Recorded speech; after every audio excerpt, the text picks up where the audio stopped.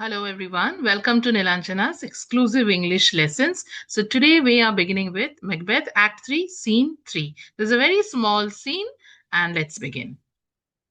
In Scene 2, we had seen that Macbeth had planned the murder of Banquo and his son Fleance. And we can also see that Macbeth was slowly, he was like behaving in a very abnormal manner. He's slowly progressing towards madness.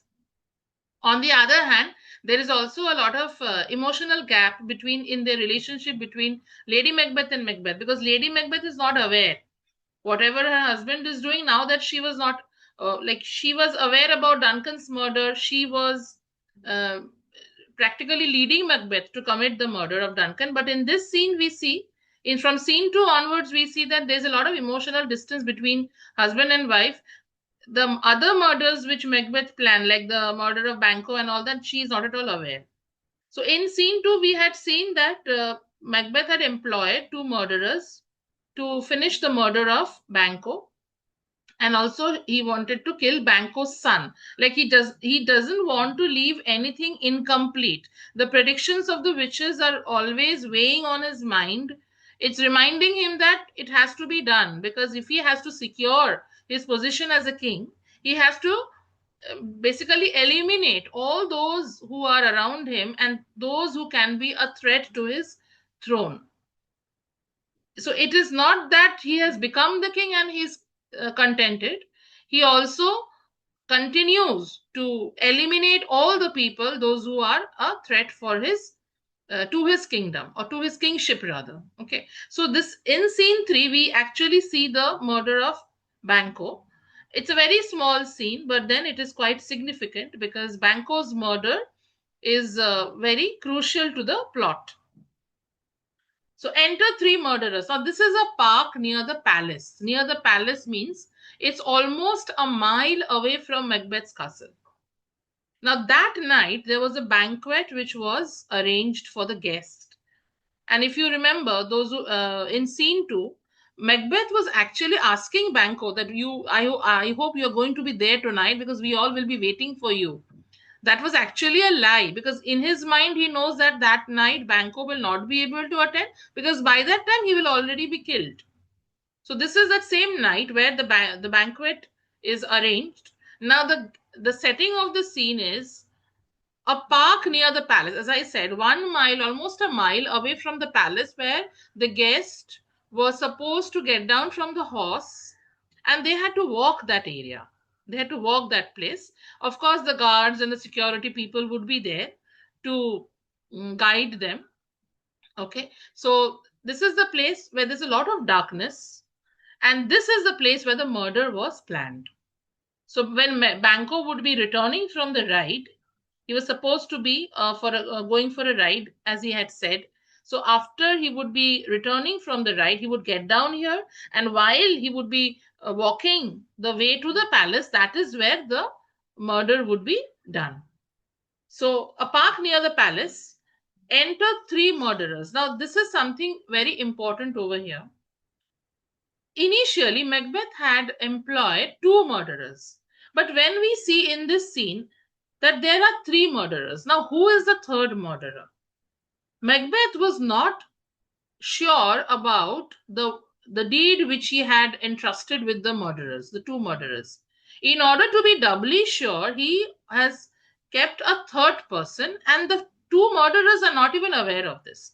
So this also shows that Macbeth was going through a lot of insecurity and suspicion in his mind, because even when he had employed the two murderers, he's not even happy with that. He has again employed a third person to supervise what these two murderers are doing.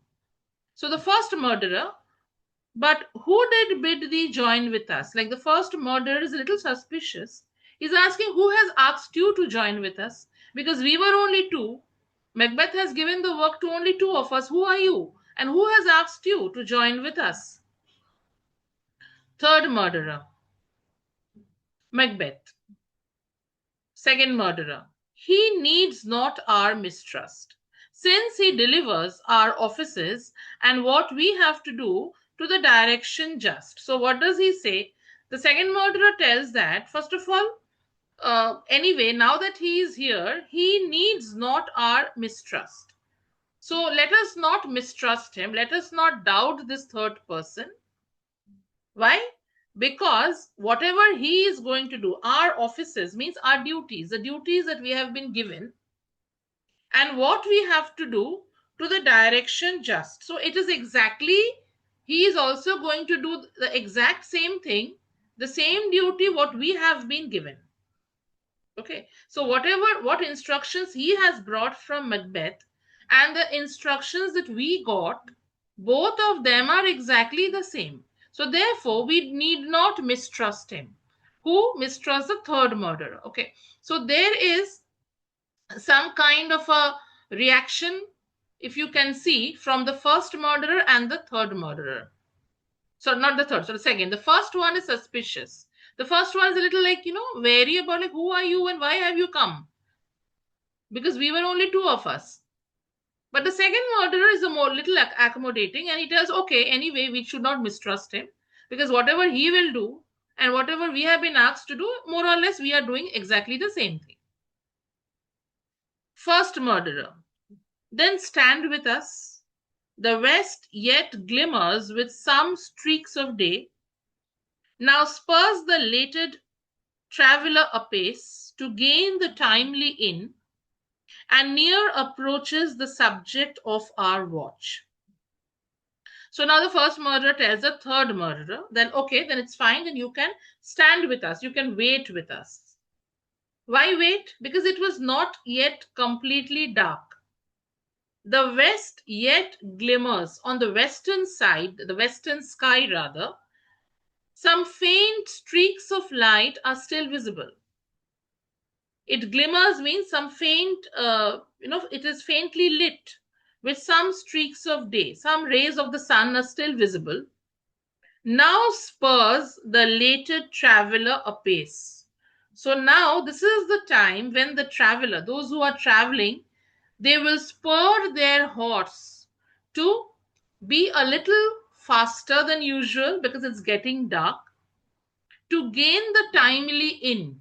Inn is a place where they stay for the night, and for the next morning they again start their journey.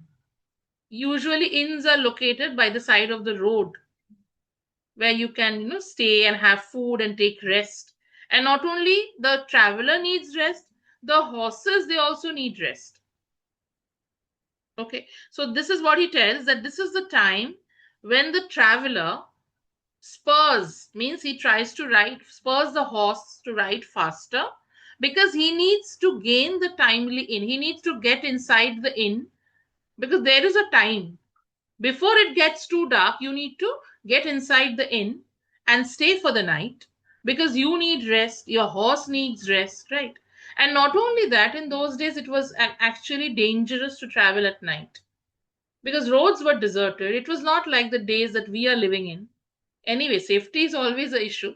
Today also it is not safe, like there are various instances happening, but still, like those were the days when there were like jungles, and there were animals, there were all kinds of bad people. Like, as you can see, the murderers are hiding in the darkness. So for safety purpose, people avoided traveling in the night. And near approaches the subject of our watch. Okay, and those who want to reach the inn, those who want to stay at the inn for the time, like for the night, they will soon approach now. So this is the time when people will approach and stay inside they will like come and take entry to the inn. Third murderer. Hark, I hear horses. So while they are waiting, third murderer, he says that, hark, like listen, I can hear horses. Horses means somebody is approaching. Banco, within, give us a light there, ho. Now, Banco, his voice can be heard. Okay. Now, he thinks that these people in the darkness, he hears some muffled voice. It's not clear who is standing, but he presumes that they are the guards of Macbeth's castle, and he requests them to show him some light, because there's complete darkness. He has got down from his horse from at that point, and now he has to walk to the castle. So he tells the people, thinking that, they are the guards, that show us some light. Second murderer. Then it is he. The rest that are within the note of expectation are already are in the court. So second murderer, he testifies the fact that, okay, now I'm sure that it is Banco. It must be Banco, because that are within the note of expectation, the other guests who are expected tonight at the banquet, they're already in the court, they've already arrived. So now the only person who's left is Banco, so I'm sure it is he. First murderer, his horses go about. So his horses go about means, now this, as I said, that now they have to walk, and the horses will stop here and then they have to start from here. Third murderer, almost a mile, but he does act usually. So all men do, from hence to the palace gate, make it their walk. So the third murderer tells that yes, it is almost the distance that they have to cover is almost a mile, and most of the men, so all men do means most of the men, they walk from here till the palace gate, they usually cover by walking. So it is he means who? It is Banco. The first murderer, stand to it. So stand to it means let us stand and let us complete whatever task we have been given, means let us complete the task and let us kill him. So they are alert and they take their position. Banco, it will be rain tonight. So Banco is talking to his son, and at the same time, there are the other dialogues that we read here is a dialogue between the murderers. So the first murderer tells, let it come down. So let it come down means let us attack. And they start assaulting and attacking Banco. Now the moment Banco gets attacked, he shouts out and he tells, "O treachery, fly, good fleance, fly, fly, fly. Thou mayest revenge, O slave." So Banco, when he's attacked and he's about to die, he realizes that it is treachery. Why does he shout? Now, treachery means what? It's betrayal. Of course, he was suspecting Macbeth, and first of all, he has been invited. So, when you have invited me and then you attack me, means what? Like it's a case of betrayal, almost like something that happened with Duncan. Somebody comes to stay in your castle and then you kill that person. Here also, you invite me for the banquet and then you kill me. So, it's treachery, it's betrayal. And then he tells his son to fly, means escape. Just run, and just run away from this place, and you should take revenge. And why? Like, you should run away so that you may take revenge. Because you have to take revenge for this. Okay? And O slave is he tells it to the person who attacks him. Now, this third murderer, many critics have said that he is actually not a murderer, he's a slave. Like, he's a servant. He's a servant who has been employed to go and check on the two murderers how they are doing the work and just try to make sure that they complete their work successfully. So maybe Banco has recognized, and that's the reason he cried out, "O slave."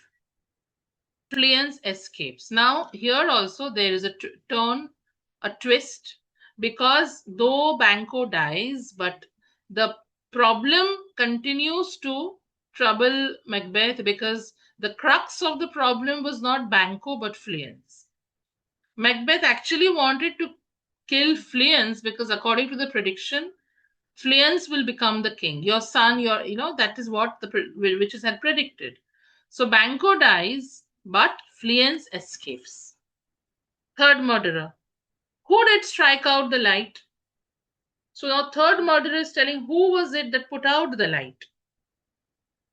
First murderer, was it not the way?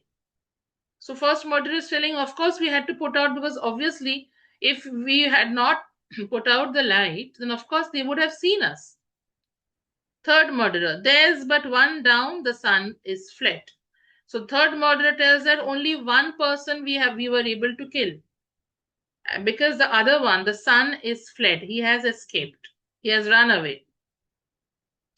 We have, second murderer, we have lost best half of our affair. So actually, the task that was given to us, we have only completed half of it. Okay, the best we have lost, and best half of our affair means the best we couldn't complete. The best part of our work was still remains incomplete. So we have lost it. We couldn't complete it successfully. First murderer, let's away and say how much is done. So, anyways, let us like go from here and let us go and report. Let us go and tell that whatever we have done and how much is done. Okay, so this is the very short scene, and in this scene, what we actually understand is, first of all, the scene is significant because Banco's murder takes place. The scene is also significant because Fleance manages to escape, and the fact that Fleance escapes continues to haunt Macbeth and even trouble him further, because his mental state worsens after this scene. In the next few scenes, we will see he is close to paranoia, like almost mad. And the fact that Fleance has managed to escape even adds to that. Okay. And also the question of the third murderer, because initially in the last scene, we have seen that only two people, Macbeth was talking to these two people, and how he manipulated. In scene one, he was manipulating. He was telling them that Banco is the cause of all your misfortune.